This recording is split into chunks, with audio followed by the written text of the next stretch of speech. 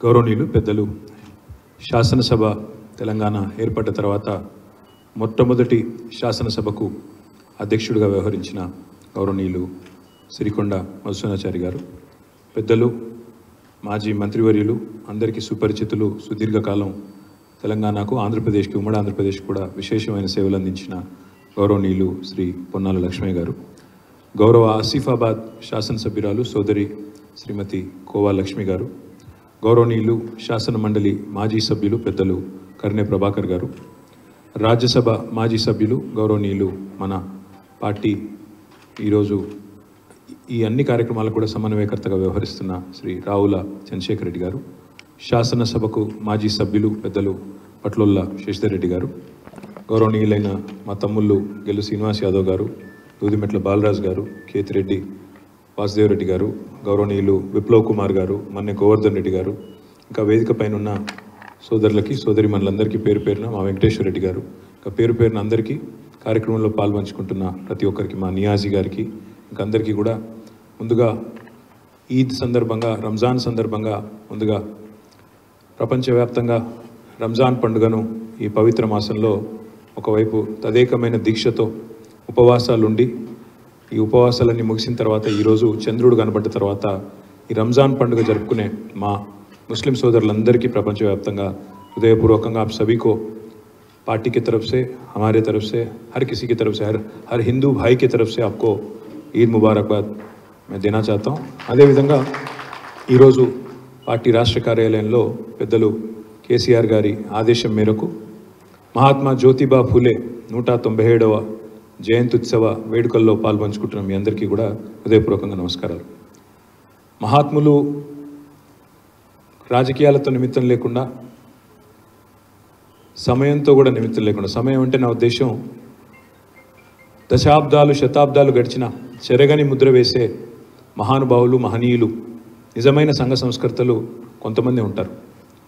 ముఖ్యమంత్రులు వస్తారు పోతారు, ప్రధానమంత్రులు వస్తారు పోతారు, మంత్రులు వస్తారు పోతారు, పార్టీలు ప్రభుత్వాలు వస్తూ పోతుంటాయి, కానీ సంఘం కోసం, సమాజం కోసం చిరస్థాయిగా నిలబడే పేరును, ఖ్యాతిని, ఆ అఖండమైన ప్రశస్తిని సంపాదించుకునే మహానుభావులు, మహనీయుల్లో తప్పకుండా ముందు వరుసలో అగ్రభాగాన ఉండేవారిలో మహాత్మా జ్యోతిబా ఫూలే ఒకరు అనే మాట మనందరం కూడా చెప్పక తప్పదు। 197 సంవత్సరాల కిందట జన్మించిన ఫూలే గారు ఆనాడు సమాజంలో ఉండే కుల వివక్ష, అదేవిధంగా ఇతర అసమానతలను గ్రహించిన తర్వాత వారు ఎంచుకున్న పరిష్కార మార్గం నిజంగా కూడా తరతరాలు, ఆనాడు 200 ఏళ్ల కింద కాదు, తరతరాలు భవిష్యత్తులో కూడా దానికి మించిన మంత్రం లేదు। విద్య ద్వారానే వికాసం వస్తుంది, వికాసం ద్వారానే సమానత్వం వస్తుంది, అల్టిమేట్గా విద్యతోనే ప్రగతి, ప్రగతితోనే అసమానతలు, కుల వివక్ష లేకుండా సమానత్వం అనేది వస్తుందనే ఒక సూత్రాన్ని గ్రహించి తన ఇంటి నుండే, ఎక్కడి నుండో కాదు, తన ఇంటి నుండే మొదలుపెట్టి సావిత్రిబాయి ఫూలే గారిని ఒక టీచర్గా తర్ఫీదునిచ్చి, తను కూడా మళ్ళీ అమ్మాయిలకు కూడా విద్యా అవకాశాలు రావాలని చెప్పి సావిత్రిబాయి ఫూలే గారు, మరొకవైపు మహాత్మా జ్యోతిబా ఫూలే గారు ఇద్దరు కూడా ఒక జంటగా భారతదేశంలోనే, మరి మహారాష్ట్రలో జన్మించినప్పటికీ దేశం మొత్తానికి కూడా ఆదర్శవంతమైన ఒక కొత్త ఆలోచన విధానానికి శ్రీకారం చుట్టినవారు మహాత్మా జ్యోతిబా ఫూలే। ఇవాళ గర్వంగా చెప్పుకోవచ్చు, 75-76 సంవత్సరాల స్వాతంత్రానంతరం భారతదేశంలో మరి బలహీన వర్గాల ప్రయోజనాలు, అవి రాజకీయంగా కావచ్చు, సమాజపరంగా కావచ్చు, ఇతరత్రా కావచ్చు, వాటి కోసం కేవలం మాటల్లో కాకుండా చేతల్లో చేసి చూపెట్టిన ప్రభుత్వం తప్పకుండా తెలంగాణ తొలి ముఖ్యమంత్రి కేసీఆర్ గారి ప్రభుత్వం అని చెప్పి ఘంటాపదంగా చెప్పవచ్చు। ఇదేదో ఈ సందర్భాన్ని పురస్కరించుకొని కేసీఆర్ గారో లేదా మా పార్టీ గొప్పతనం గురించో చెప్పుకోవడానికి కాదు, ముమ్మాటికి ఫూలే గారు చెప్పిన విధంగానే విద్యతోనే వికాసం, వికాసంతోనే సమానత్వం, సమానత్వంతోనే ప్రగతి అనే మాట ఏదైతే ఉన్నదో దాన్ని ఆచరణలో పెట్టి చూపెట్టిన వారు కేసీఆర్ గారు। మరి రాష్ట్ర వ్యాప్తంగా 1000 పైచిలకు గురుకుల పాఠశాలలు, బీసీ కావచ్చు, ఎస్సీ కావచ్చు, ఎస్టీ కావచ్చు, మైనారిటీ కావచ్చు, బలహీన వర్గాల పిల్లల కోసం 1000 గురుకుల పాఠశాలలు పెట్టి, 1008 గురుకుల పాఠశాలలు పెట్టి, అందులో ఒక్కో అమ్మాయి మీద, ఒక్కో అబ్బాయి మీద 1,20,000 రూపాయలు సంవత్సరానికి, అంటే నెలకు 10,000 రూపాయలు ప్రభుత్వమే ఖర్చు పెట్టి వారికి అవసరమయ్యే బట్టలు, బూట్లు, పుస్తకాలు, బ్యాగులు, దుప్పట్లు, భోజనాలు మొత్తం సర్వం ప్రభుత్వమే పూర్తి స్థాయిలో బాధ్యత తీసుకొని ప్రపంచంతో పోటీ పడే పౌరులుగా వారిని తయారు చేయాలి, విద్యను అద్భుతమైన నాణ్యమైన విద్యను అందించాలి అనే ఒక సమున్నత ఆశయంతో మహాత్మా జ్యోతిబా ఫూలే చూపిన మాటలో గత 10 ఏళ్ళు కేసీఆర్ గారి ప్రభుత్వం ముందుకు నడిచింది. అందులో భాగంగా కేవలం హై స్కూల్ విద్య వరకే పరిమితం కాకుండా తదనంతరం ఉన్నత విద్యకి గ్రాడ్యుయేషన్ కావచ్చు, పోస్ట్ గ్రాడ్యుయేషన్ కావచ్చు, దానిలో కూడా మరి భారతదేశంలో బహుశా ఏ ముఖ్యమంత్రి చేయనంత గొప్పగా దాదాపు 9-10 వేల మంది విద్యార్థులకు ఒక్కొక్కరికి 20 లక్షల రూపాయల చొప్పున ఓవర్సీస్ స్కాలర్షిప్లు, బీసీ విద్యార్థులు అయితే Mahatma Jyotiba Phule overseas scholarship, SC విద్యార్థులు అయితే డాక్టర్ బిఆర్ అంబేద్కర్ పేరిట ఓవర్సీస్ స్కాలర్షిప్, అదేవిధంగా మైనారిటీ విద్యార్థులైతే మౌలానా అబుల్ కలాం ఆజాద్ పేరు మీద ఓవర్సీస్ స్కాలర్షిప్, ఆఖరికి పేద బ్రాహ్మణ విద్యార్థులుంటే వారికి కూడా స్వామి వివేకానంద పేరిట పెట్టిన ఓవర్సీస్ స్కాలర్షిప్తో విద్య అందరికీ అందాలి, విద్య ద్వారా వచ్చే సమానత్వం, విద్య ద్వారా వచ్చే ప్రయోజనాలు సమాజంలోని ప్రతి ఒక్కరికి అందాలనే ఉదాత్తమైన ఆశయంతో పనిచేసిన ప్రభుత్వం తెలంగాణ తొలి ప్రభుత్వం కేసీఆర్ గారి నాయకత్వంలో. విద్యకు మాత్రమే పరిమితం కాకుండా, విద్యా ఉపాధి అవకాశాల కాడికి మాత్రమే పరిమితం కాకుండా, టాటాలు, బిర్లాలు మాత్రమే కాదు, తాతల నాటి కులవృత్తులు కూడా అంతే ముఖ్యమని గ్రహించిన సమాజంలోని ఒక వాస్తవికమైన పరిస్థితిని అర్థం చేసుకొని దానికి ఆచరణాత్మకమైన రూపునిచ్చిన నాయకుడు కేసీఆర్ గారు. కేసీఆర్ గారు మాతో ఎప్పుడు చెప్తూ ఉండేవారు, మేము ప్రభుత్వంలో ఉన్నప్పుడు మాట్లాడితే మీరు స్కిల్ డెవలప్మెంట్ అంటారయ్యా, స్కిల్ డెవలప్మెంట్ అంటారు కరెక్టే, కానీ ఆల్రెడీ మన సమాజంలో డెవలప్ అయి ఉన్న స్కిల్ సంగతి ఏంది? ఇప్పుడు ఒక పద్మశాలి సోదరుడికి, ఒక నేతన్నకు కొత్తగా ఎవరో పోయి ఆయనకి అద్భుతంగా అగ్గిపెట్టెలో పట్టే చీరను తయారు చేసే నైపుణ్యాన్ని కొత్తగా ఇవ్వాల్సిన అవసరం లేదు. ఒక యాదవ సోదరుడికో, ఒక కుర్మ సోదరుడికో కొత్తగా నువ్వు షీప్ బ్రీడింగ్ అని చెప్పి టెక్నాలజీ పెట్టి ఏదో నేర్పించాల్సిన అవసరం లేదు. తరతరాలుగా వారు చేస్తున్నావు పని అది. ఈ రకంగా ఆల్రెడీ డెవలప్ అయి ఉన్న స్కిల్ ఏదైతే ఉన్నదో దాన్ని కూడా ఎట్లా నైపుణ్యంతో వాడుకొని తమ ఆర్థిక స్వావలంబనకు మనం బాటలు వేయాలి అని ఆలోచించిన నాయకుడు కేసీఆర్ గారు. అందులోంచి వచ్చినాయే చాలా పథకాలు. భారతదేశంలో ఎక్కడా లేనంతగా మన రాష్ట్రంలో ఈరోజు జీవ సంపద పెరిగింది అంటే ముమ్మాటికి దానికి కారణం కేసీఆర్ గారు 11,000 కోట్ల రూపాయలు ఖర్చు పెట్టి ప్రతి యాదవ కుటుంబానికి, ప్రతి కుర్మ కుటుంబానికి ఆ జీవాలను అందించిన ఒక అద్భుతమైన ఆలోచన అందులోంచి వచ్చింది. ఇవాళ నేతన్నలు బలవన్మరణానికి పాల్పడే పరిస్థితి నుంచి నేతన్నలు చేనేత మిత్ర ద్వారా, నేతన్నకు చేయూత ద్వారా, ప్రభుత్వం ఇచ్చే ఆర్డర్ల ద్వారా నెలకు మరి ఆత్మహత్యలన్నీ పోయి బ్రహ్మాండంగా తాము సంతోషంగా తమ పిల్లా పాపతో గడిపే పరిస్థితి కేసీఆర్ గారి ప్రభుత్వం నేతన్నల జీవితాల్లో తీసుకొచ్చిన ఒక మార్పు. అదేవిధంగా ఇతర బలహీన వర్గాలకు, గౌడ సోదరులకి చెట్ల పన్ను మాఫీ చేసిన, అదేవిధంగా వైన్స్లో రిజర్వేషన్లు తెచ్చిన, నీరా పాలసీ తెచ్చిన, ఓవరాల్గా మరి ఆ కులవృత్తిని ప్రోత్సహించిన దానికి కూడా తప్పకుండా కేసీఆర్ గారికి, ఆయన ప్రభుత్వానికి, ఆయన ఆలోచన విధానానికి ఒక తార్కాణం అనే మాట చెప్పక తప్పదు. అదేవిధంగా బలహీన వర్గాల్లో ఉండే ఎంబీసీలు, మోస్ట్ బ్యాక్వర్డ్ క్లాసెస్కి ఒక కార్పొరేషన్ ఏర్పాటు చేసి మరి దానికి 1000 కోట్ల రూపాయలు కేటాయించి ప్రత్యేకంగా ఎంబీసీల కోసం కూడా పాటుపడ్డ నాయకుడు కేసీఆర్ గారు.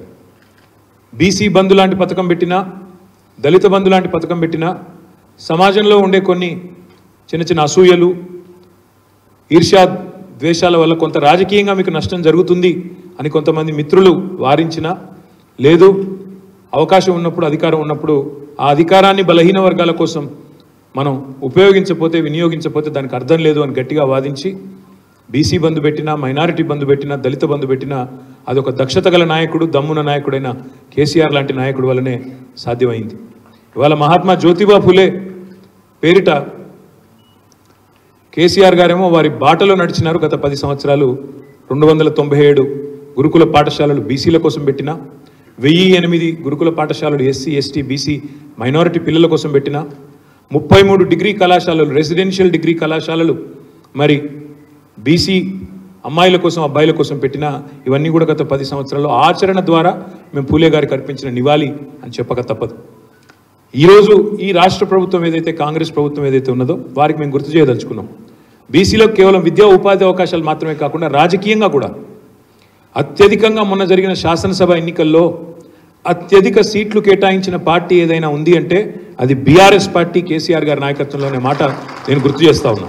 శాసనసభ ఎన్నికల్లో అదే మాదిరిగా ఈరోజు పార్లమెంట్ ఎన్నికల్లో ఉన్న 17 స్థానాలకు గాను ఇవాళ 5 SC ST రిజర్వేషన్ సీట్లు పక్కన పెడితే 17లో 12 మిగిలితే ఆ 12లో 6 సీట్లు ఇవాళ అంటే 50% బలహీన వర్గాలకు బీసీలకు కేటాయించిన ఒకే ఒక్క పార్టీ బీఆర్ఎస్ పార్టీ. సికింద్రాబాద్లో పద్మారావు గౌడ్ కావచ్చు, జహీరాబాద్లో గాలి అనిల్ కుమార్ గారు కావచ్చు, నిజామాబాద్లో బాజిరెడ్డి గోవర్ధన్ గారు కావచ్చు, హైదరాబాద్లో గడ్డం శ్రీనివాస్ యాదవ్ కావచ్చు, చేవెళ్లలో కాసాని జ్ఞానేశ్వర్ గారు కావచ్చు, భువనగిరిలో సీనియర్ నాయకుడు క్యామా మల్లేష్ గారు కావచ్చు.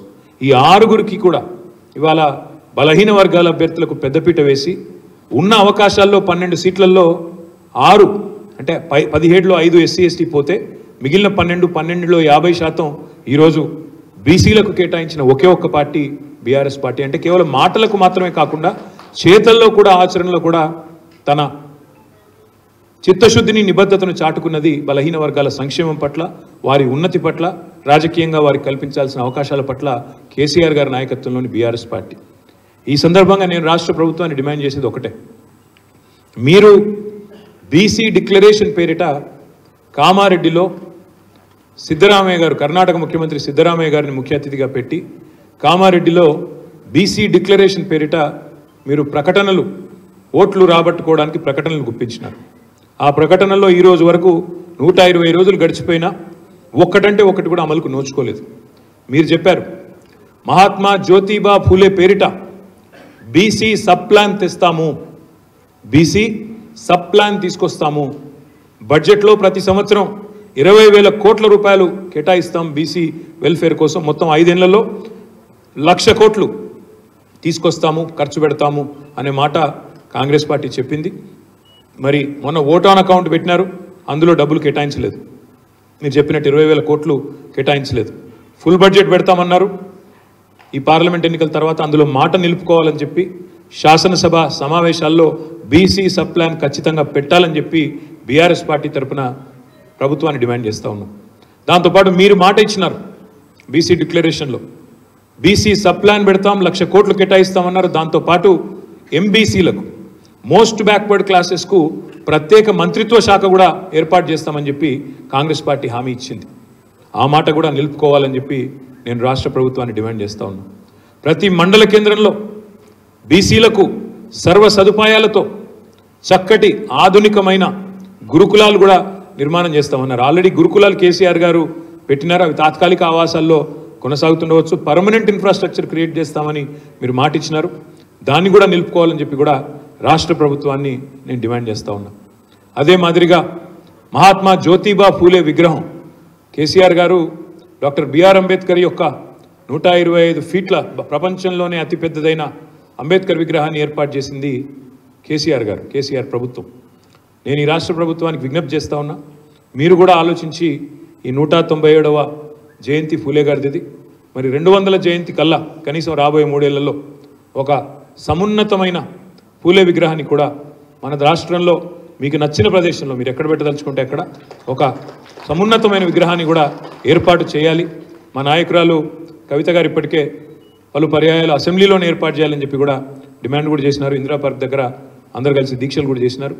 కానీ ఈ మంచి సమున్నతమైన సందర్భ ఔచిత్యం కూడా ఉంది కాబట్టి 200 జయంతి కూడా రాబోయే 3 ఏళ్లలో రాబోతా ఉన్నది కాబట్టి మరి మహాత్ముడు జ్యోతిబా ఫూలే గారి విగ్రహాన్ని కూడా మంచి బ్రహ్మాండమైన విగ్రహాన్ని కూడా ఏర్పాటు చేయాలని కూడా ప్రభుత్వాన్ని డిమాండ్ చేస్తూ, ఇంకా మీరు చాలా చెప్పినారు బీసీ డిక్లరేషన్లో, కానీ మాటలకే పరిమితం కాకుండా చేతల్లో కూడా బలహీన వర్గాల పట్ల మీ ఆలోచన ఆచరణలోకి రావాలని, తప్పకుండా జ్యోతిబా ఫూలే గారు ప్రవచించిన విధంగా విద్య ద్వారానే వికాసం, వికాసం ద్వారానే సమానత్వం, సమానత్వం ద్వారానే స్వావలంబన అనే ఆలోచన ఏదైతే ఉందో అద్భుతమైన ఆలోచన, అది గొప్ప పరిణితితో కూడిన ఆలోచన విధానం. 200 ఏళ్ల కింద ఆనాడు అప్పుడుండే సామాజిక స్థితిగతులను అధ్యయనం చేసిన తర్వాత వారు చెప్పిన మాట, దాన్ని ఆచరణలోకి రావాలి అంటే అటు పత్రికలు, మీడియా, ఇటు రాజకీయ పార్టీలు, ప్రజా సంఘాలు, నాన్ గవర్నమెంటల్ ఆర్గనైజేషన్స్ అందరం కూడా, లక్ష్మయ్య గారు ఒక మాట అన్నారు, ఎవరు ఏ మతంలో పుట్టాలి, ఏ దేశంలో పుట్టాలి, ఏ రాష్ట్రంలో పుట్టాలి, ఏ ఊరిలో పుట్టాలి, ఏ కులంలో పుట్టాలి వారు నిర్ణయించుకొని రారు. ఇది భగవంతుడి అనుగ్రహం, భగవంతుడు ఎట్లా నిర్ణయిస్తే అట్లా జరిగే పరిస్థితి. మరి కాకపోతే అవకాశాల కల్పన మాత్రం మన చేతిలో ఉండే పని. ఎవరు ఏ ఇంట్లో పుట్టాలి, ఏ కులంలో పుట్టాలి అనేది మన చేతుల్లో లేకపోయినప్పటికీ అవకాశాల కల్పన, ఉపాధి కల్పన, అందరికీ సమాన హక్కులు, ఇది మాత్రం ప్రభుత్వాలు, సమాజం చేతుల్లో ఉండే ఒక అవకాశం. కాబట్టి దాన్ని పూర్తి స్థాయిలో వినియోగించుకుని ముందుకు పోయే క్రమంలో ఒక నిర్మాణాత్మక ప్రతిపక్షంగా ఇవి మేము ప్రభుత్వం ముందు నిర్దిష్టంగా పెడుతున్న ప్రతిపాదనలు వారు ముందుకు రావాలని, సదృదయంతో స్వీకరించాలని, మరి అదే మాదిరిగా ఈరోజు పండుగ జరుపుకుంటున్న మా ముస్లిం మైనారిటీ సోదరులందరికీ కూడా మళ్ళొకసారి హృదయపూర్వకంగా వారికి రంజాన్ శుభాకాంక్షలు కూడా తెలియజేస్తూ ఈ కార్యక్రమంలో పాల్పంచుకున్న ప్రతి ఒక్కరికి కూడా ధన్యవాదాలు, నమస్కారాలు.